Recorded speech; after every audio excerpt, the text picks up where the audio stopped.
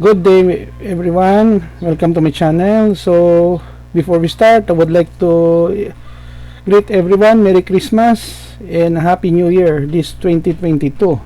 So in this video, I will teach you on how to create a flowchart to add the sum of two numbers using logarithm. Before anything else, I would like to say thank you so much to all my viewers, silent viewers, and supporters in my channel. Thank you for watching my videos.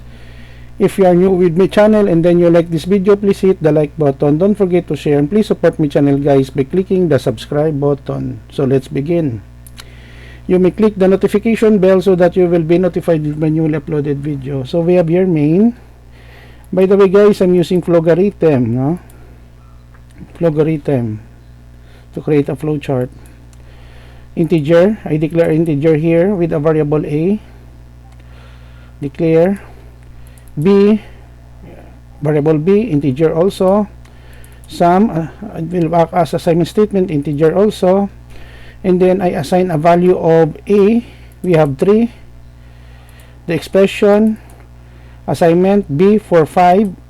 So assignment statement of sum.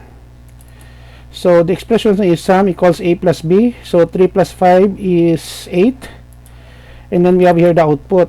So in logarithm, the sum of ampersand a, that is 3, and ampersand b, variable b, that is 5, is sum. So whatever value in the sum, that will 8 will be displayed.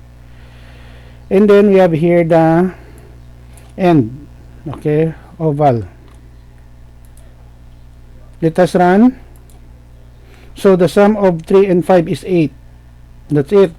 So if we want to change the value here, let's say we have 12 in variable a, and then b, we have variable b, we have 56.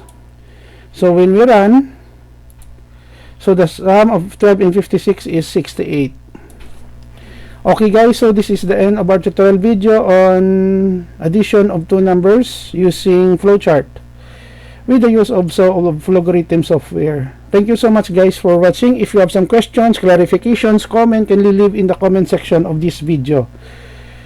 Once again, thank you so much for watching and support. Don't forget to like, share, and please support my channel guys by clicking the subscribe button. See you in the next video tutorial guys. This is your friend Jake saying bye bye for now.